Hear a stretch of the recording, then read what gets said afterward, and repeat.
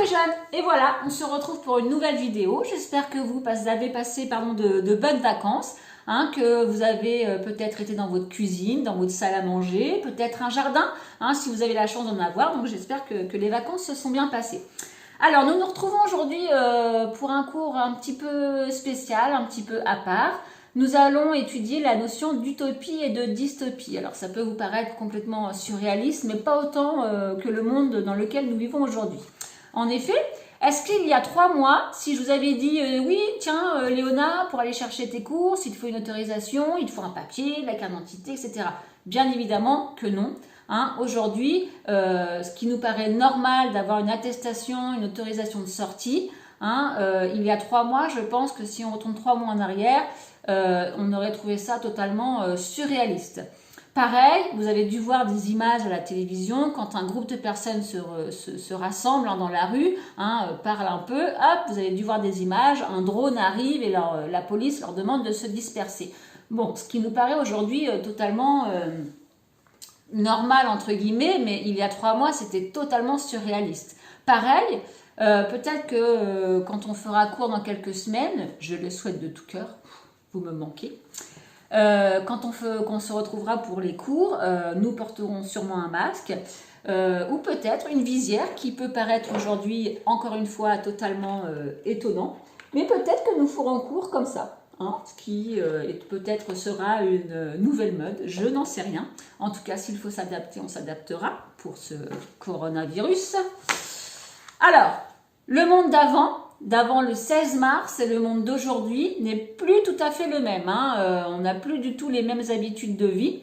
C'est ce qu'on pourrait appeler peut-être avant l'utopie et aujourd'hui la dystopie. Bon, j'exagère un petit peu hein, quand même. C'est pareil pour le décor qui est derrière moi, hein, que j'ai fait avec les moyens du beurre. Hein, et merci les enfants. Donc vous avez d'un côté le monde de l'utopie, hein, le monde des bisounours, où il fait bon vivre, où il n'y a aucune violence, tout le monde est gentil. Ça n'existe pas. Et puis, nous avons le monde dystopique, où le mal règne, hein, les citoyens n'ont pas la possibilité de vivre pleinement leur vie, de goûter au bonheur, c'est pas possible, il y a forcément des lois qui les étouffent, qui les rend esclaves de la société. Nous allons le voir tout de suite après.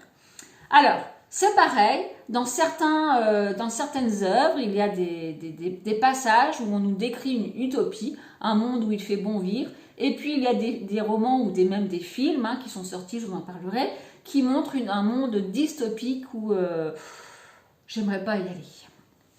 Alors, une utopie, par exemple, ce qui est une utopie très représentative, se trouve dans l'œuvre de Voltaire, Candide, paru en 1754. Alors, que raconte Candide hein? Vous notez, hein, Candide, le nom du roman, qui est aussi le protagoniste de ce conte philosophique. Donc, c'est ce qu'on appelle un héros éponyme. Hein. Cette notion, nous l'avons déjà vue. Alors, que raconte Candide? Candide est un jeune homme naïf, dans le bon sens du terme, hein, il n'y a aucune méchanceté. D'ailleurs, Candide, ça veut dire naïf.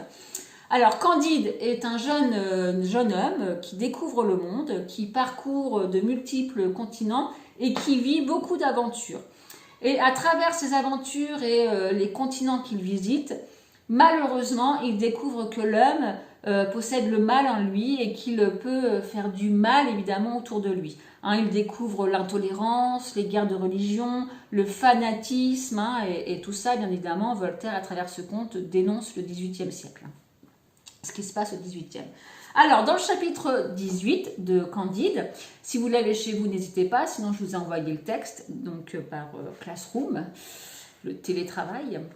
Donc, dans le chapitre 18 de Candide, ce personnage découvre un nouveau pays, le pays qu'il appelle d'Eldorado. Hein, d'ailleurs, on a l'expression aujourd'hui, c'est l'Eldorado, hein, c'est un pays où il fait bon vivre, même plus que ça. C'est un pays où il n'y a aucune violence, hein, puisqu'une Candide à un moment demande au président de ce pays s'il y a une prison. Bien évidemment qu'il n'y a pas de prison, puisqu'il n'y a pas de justice à rendre. Tous les hommes sont bons, il n'y a aucune violence. Chose qui ne peut pas exister aujourd'hui. Alors, quand il arrive dans cet Eldorado, Candide, son carrosse avance grâce à des moutons qui volent. Donc, on est totalement dans une tonalité fantastique. Évidemment, le passage du chapitre 18 est une description. Nous avons une multitude de fontaines où l'eau est rose, hein, je cite le texte. La cité, donc la ville, oui parce que c'est pas la Tessie, hein, la cité ça veut dire la ville. La ville sent la cannelle 24 heures sur 24. Évidemment, tout ce que découvre Candide est forcément magnifique. Tout le monde est bien habillé. Il n'y a aucune injustice aussi. Hein, c'est ce que veut montrer Voltaire. Et donc, à travers ce passage, il y a une multitude d'hyperboles, de superlatifs, toutes les choses qui permettent de décrire positivement le pays.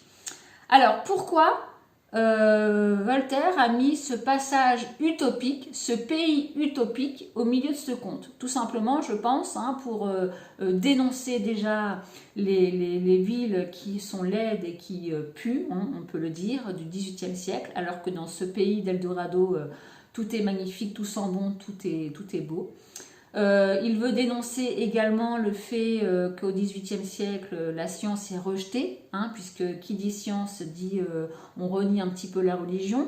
Or, dans ce pays d'Eldorado, il n'y a pas de prison, et au contraire, il y a le Palais des Sciences qui contient une quantité d'instruments de physique et de mathématiques. Et puis, hein, Voltaire veut bien entendu dénoncer la xénophobie. Hein, xénophobie, c'est la haine de l'étranger. Et l'intolérance qui existe au XVIIIe siècle, chose qui, dans ce pays d'Eldorado, n'existe absolument pas. Hein, donc, vraiment, le chapitre 18 de Candide de Voltaire est un exemple parfait de monde utopique.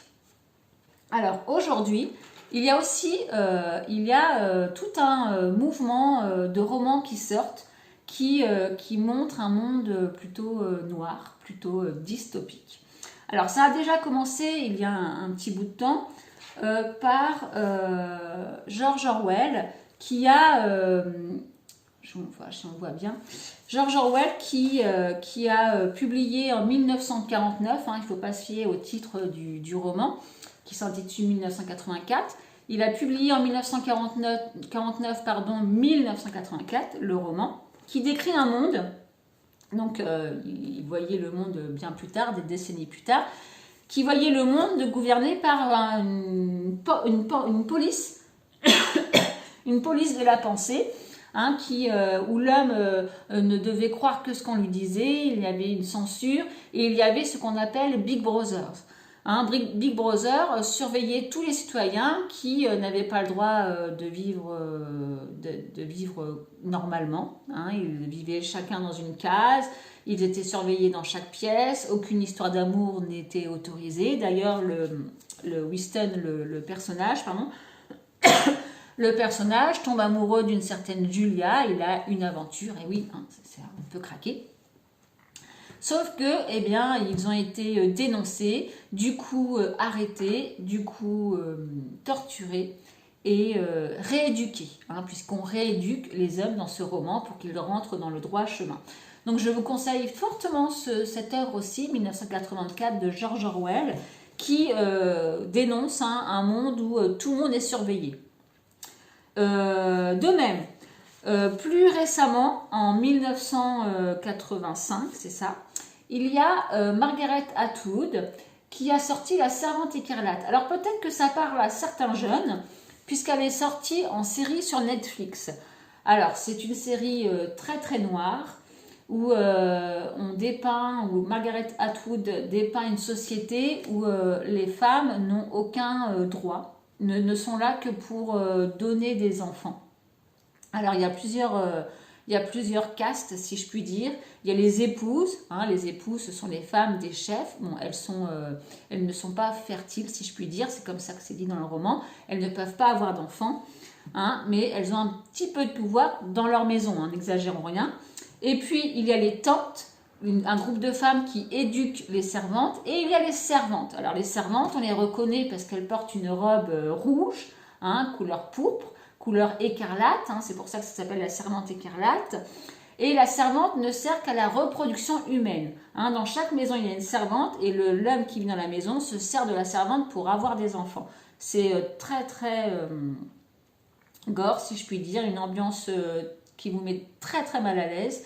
Si vous avez vu la série, faut une certaine force de caractère pour arriver à la suivre. Et puis, bien entendu, toutes les autres femmes, les femmes âgées, les femmes infertiles, les femmes handicapées, les femmes homosexuelles, sont envoyées dans des colonies pour trier des déchets toxiques. Donc, bien évidemment, on peut dire que ce roman fait référence à la Seconde Guerre mondiale, hein, avec les camps de concentration où on envoyait aussi tous ceux qui étaient rejetés par le gouvernement en place.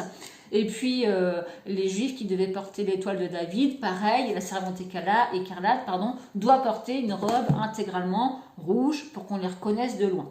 Donc bien évidemment, ce roman dystopique dénonce des traits de 1900, de la Seconde Guerre mondiale. Et puis plus récemment, il y a un autre roman dystopique, hein, il y en a beaucoup et vraiment dans ma librairie chez moi, je n'ai pas tout. Plus récemment, hein, il est sorti il y a 2 ans, il me semble, Vox, hein, qui signifie voix en latin, où là, Christina Dadscher dénonce encore une fois une société où ce sont les hommes qui gouvernent, et où la femme, hein, pour petite anecdote de ce roman, je ne vous raconterai pas l'histoire, la femme possède à son poignet un bracelet, on pourrait dire cool, elle a un bracelet, etc. Non, pas du tout. C'est ce qu'on appelle un compte-mots, c'est-à-dire que la femme a le droit de dire 100 mots par jour. Si elle dépasse les 100 mots, elle a une décharge électrique. Et si elle continue de parler, on vient la chercher et on la tue, tout simplement. Donc le compte-mots résume parfaitement, enfin pas seulement, hein, mais est un élément qui représente la société qu'elle a voulu décrire dans ce roman. Voilà. J'espère que cette notion d'utopie, dystopie n'est pas trop a été assez claire. Hein. Si vous avez des questions, surtout n'hésitez pas à me demander. Vous recevrez tout dans le cours que je vais vous faire sur cette notion. La vidéo n'est là que pour appuyer la notion que je vous envoie. Si vous avez des questions, si vous avez des thèmes qui vous posent problème, des choses que vous aimeriez que je vous explique, n'hésitez pas à m'envoyer un message. En attendant, likez bien les petits pouces bleus, comme dirait mon fils, encore une fois. Et puis, portez-vous bien. N'oubliez pas l'attestation, le masque et restez confinés pour l'instant. Au revoir. Salut les jeunes. Alors, j'espère que vous avez dépassé de... J'ai bégayé encore une fois. Salut les jeunes. J'espère que vous allez bien après cette petite semaine de vacances. J'avais un cheveu là, c'est n'importe quoi. Salut les jeunes, j'espère que vous allez bien après cette semaine de vacances passée en bord de mer ou chez vous. Hein. C'est n'importe quoi.